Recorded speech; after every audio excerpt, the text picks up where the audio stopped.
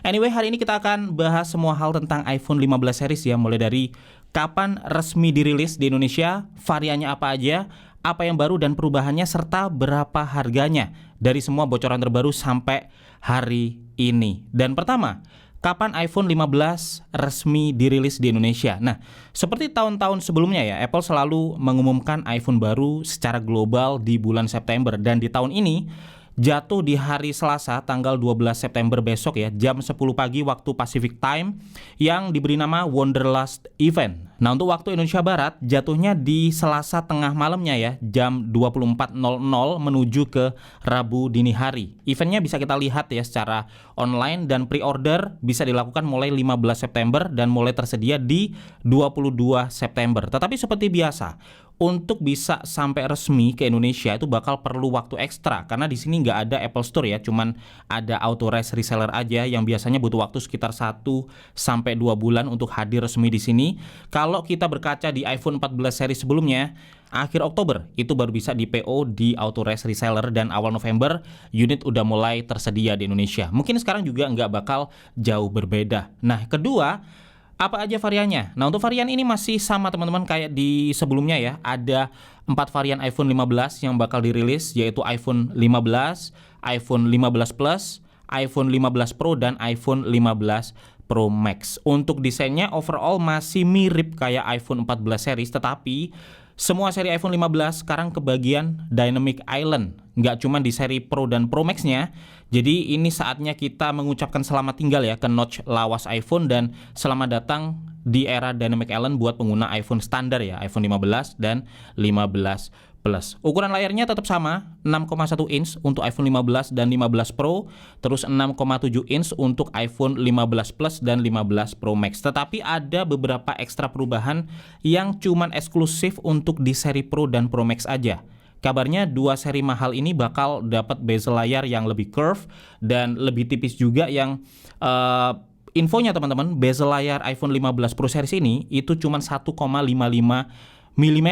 Pecah rekor jadi bezel layar smartphone tertipis ya di dunia saat ini. Nah, material framenya atau sasisnya yang dipakai di seri Pro dan Pro Max juga berubah ya. Dari yang sebelumnya pakai stainless steel jadi pakai titanium yang lebih kuat tapi juga lebih ringan, mirip seperti material di Apple Watch Ultra. Jadi besar kemungkinan iPhone 15 Pro series itu juga lebih ringan ya dari sebelum-sebelumnya. Dan biasanya titanium ini punya finishing yang berbeda ya dengan stainless steel. Kalau stainless steel kan kilap mulus ya seperti di frame iPhone 14 Pro sekarang. Kalau titanium itu lebih ke finish matte yang lebih keset teman-teman, dan juga bukan fingerprint magnet. Terus kalau di iPhone kan ada switch mute ya. Di seri Pro dan Pro Max itu juga kabarnya di redesign jadi tombol action, yang selain buat mute juga bisa di custom ya, fungsinya buat shortcut kayak misalkan akses ke flashlight, ke kamera, dan yang lainnya. Dan tombol mute ini kabarnya juga mengubah cara matiin dan force restart iPhone 15 Pro dan Pro Max ya, dari yang sebelumnya pakai set button ya dan juga volume button, sekarang jadi set button dan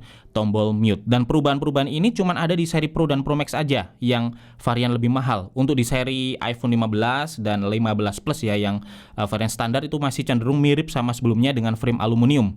Bezelnya juga masih flat ya dan juga lebih tebal seperti sebelumnya. Tetapi finishing frosted glass itu seperti yang ada di seri Pro sekarang itu bakal diusung juga ke seri iPhone 15 dan 15 Plus. Jadi bagian belakang atau cover belakangnya itu bakal mirip seperti di iPhone 14 Pro seri saat ini. Dan untuk warna, iPhone 15 dan 15 Plus itu kabarnya bakal kedatangan dua warna baru, yaitu blue dan coral. Sedangkan untuk iPhone 15 Pro dan Pro Max bakal kedatangan warna dark blue dan warna natural titanium. Tapi warna gold itu kabarnya hilang teman-teman di seri saat ini. Dan port USB Type-C ini jadi perubahan yang paling besar ya di iPhone tahun ini, menggantikan port Lightning yang udah dipakai iPhone sejak kapan ya? Sejak 10 tahun yang lalu ya, saat iPhone 5 dirilis di tahun 2012. Nah, ini perubahan yang bagus tentunya ya, karena kabel charger dan juga aksesoris itu semakin standar pakai Type-C semua. Terus iPad, MacBook juga udah pakai Type-C, jadi masuk akal kalau iPhone juga bakal jadi Type-C, dan nggak perlu lagi nih ya nyiapin dua kabel yang beda di rumah atau di mobil, cuman karena kabel charger iPhone itu beda sendiri dengan perangkat-perangkat lainnya. Cuman meskipun semua seri iPhone 15 kebagian port USB Type-C, tetapi speednya ini beda teman-teman. Jadi iPhone 15 dan 15 Plus itu bakal kebagian USB 2.0 yang kecepatan transfer datanya masih sama kayak di Lightning yang sekarang ya, maksimal di 480 Mbps. Tetapi yang iPhone 15 Pro dan Pro Max minimal itu bakal support USB 3.2 atau bahkan bakal support juga Thunderbolt 3 ya, yang transfer rate-nya jelas lebih tinggi teman-teman. Untuk USB 3.2 itu support sampai 20 gigabit per second, sedangkan kalau misalnya nih support Thunderbolt 3 itu malah sampai 40 gigabit per second. Cuman kabarnya kabel USB Type-C yang disertakan itu mentok di speed limit USB 2 ya, alias di 480 Mbps. Jadi buat yang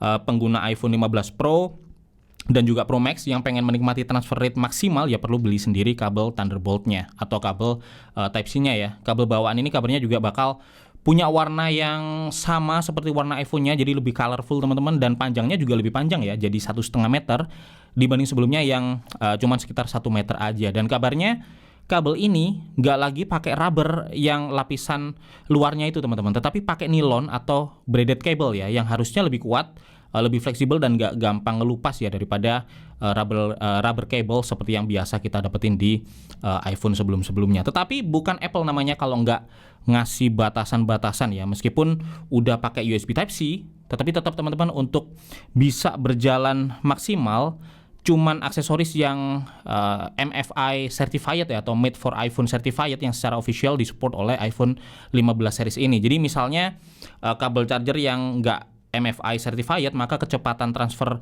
datanya dan juga chargingnya itu bakal kena limit, jadi nggak bisa maksimal. Dan kabarnya sih Foxconn udah mulai memproduksi ya aksesoris seperti kabel-kabel USB Type-C yang MFI certified ini. Aksesoris-aksesoris lain yang perlu mengakses fast charging dan juga data transfer yang maksimal dari iPhone ini juga perlu ikut sertifikasi made for iPhone ini teman-teman. Dan untuk kecepatan chargingnya emang naik nggak ya kalau pakai USB Type-C? Nah kabarnya meskipun ya kalau kita lihat di HP Android yang USB Type-C itu kan kenceng-kenceng tuh untuk kecepatan chargingnya, ada yang 65 watt, ada yang 80 watt, sampai 100 watt lebih juga ada.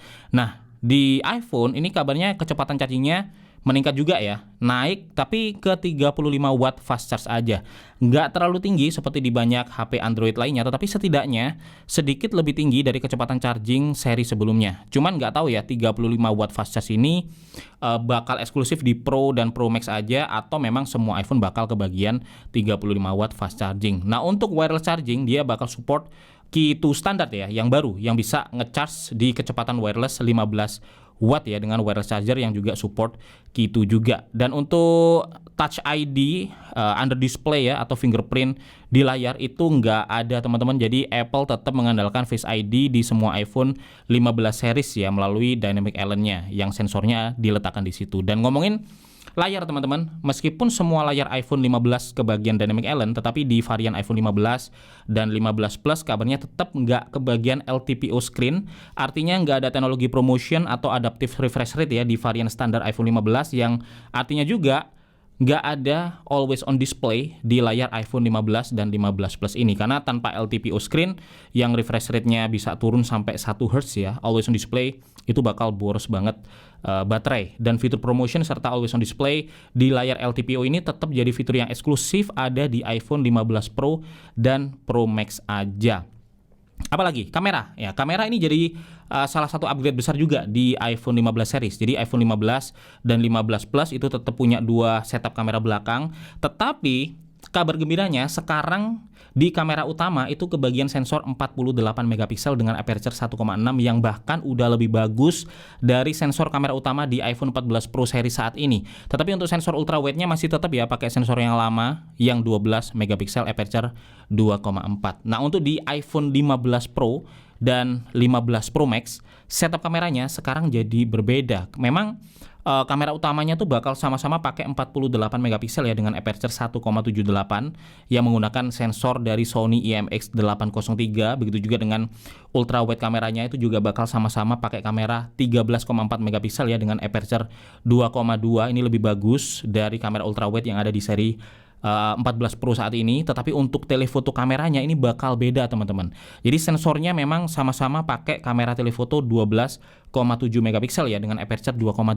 Tetapi Di seri iPhone 15 Pro Max, Apple membawa sistem periscope lens ke kamera telefotonya ini yang bisa dipakai buat optical zoom lebih tinggi. Belum ada info pasti, tetapi kabarnya untuk periscope lens di iPhone ini itu bisa 5 kali sampai 6 kali optical zoom. Ini zoom yang lebih besar dari telephoto zoom di iPhone 15 Pro yang mungkin akan tetap mentok ya di 3 kali optical zoom seperti saat ini. Nah, kenapa cuman di seri Pro Max yang kebagian periscope lens? Karena memang periscope lens ini butuh ruang yang lebih besar teman-teman, yang cuman bisa diakomodir di seri Pro Max yang juga ukurannya lebih besar.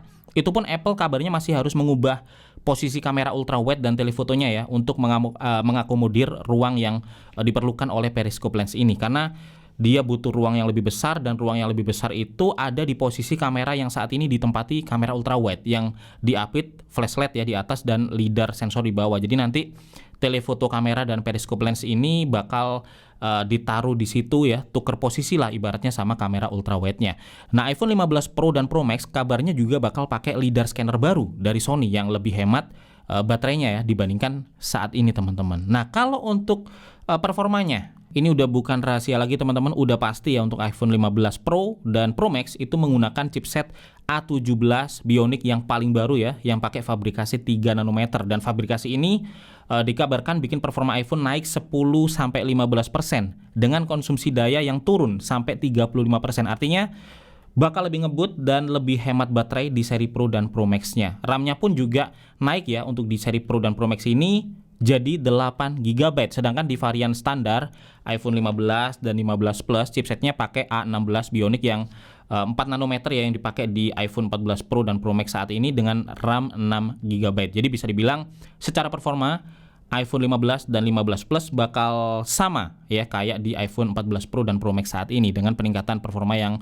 bakal lebih terasa di seri Pro dan Pro Max-nya. Nah, yang menarik teman-teman ada di kapasitas storage-nya, di mana iPhone 15 Pro dan Pro Max kabarnya bakal punya opsi storage sampai 2 TB. Ini 2 kali lipat lebih besar dari iPhone 14 Pro seri saat ini yang mentok di 1 TB. Terus konektivitas ini juga jadi salah satu hal yang dapat update ya, terutama di seri Pro dan Pro Max yang kabarnya udah support Wi-Fi 6E. Ini beda dengan iPhone 15 dan 15 Plus yang masih sama seperti saat ini ya, support di Wi-Fi 6 aja. Nah, pertanyaannya, emang apa sih bedanya? Jadi, Wi-Fi 6E itu merupakan extended update ya dari Wi-Fi 6 yang beroperasi di band frekuensi 6 GHz. Ini memberikan kecepatan transfer yang lebih tinggi dengan latensi yang juga lebih rendah ya, dan lebih minim intervensi juga. Jadi performanya ini bakal bagus ya buat keperluan-keperluan yang butuh koneksi kencang seperti AR, video streaming, game streaming, teleconference, dan yang lainnya. Tetapi memang untuk bisa memanfaatkannya, router kita juga harus support Wi-Fi 6E teman-teman. Terus perubahan yang mungkin menarik juga buat yang mau pakai iPhone dalam jangka panjang ya, desain sasis semua seri iPhone 15 sekarang udah diredesain biar lebih gampang dan lebih murah saat diservis. Sebelumnya cuman di iPhone 14 dan 14 Plus aja, tetapi sekarang selain diteruskan di seri 15 dan 15 Plus, desain internet layout ini juga diusung ke iPhone 15 Pro dan 15 Pro Max. Jadi kalau misal glass cover belakang HP teman-teman pecah, biaya servisnya bisa lebih murah karena bisa dibuka dari depan ataupun belakang. Dan terakhir, untuk harganya, iPhone 15 dan 15 Plus kabarnya memang nggak naik harga teman-teman, tetap di pricing lamanya, mulai di $799 ya untuk iPhone 15 128 GB dan $899 untuk iPhone 15 Plus 128 GB. Atau kalau kita lihat di harga resmi Authorized Reseller Indonesia ya, saat di awal perilisannya dulu, iPhone 15 ini bakal dijual mulai di harga 16 jutaan ya, sedangkan iPhone 15 Plus di 18 jutaan. Tetapi untuk iPhone 15 Pro dan 15 Pro Max harganya dikabarkan naik teman-teman.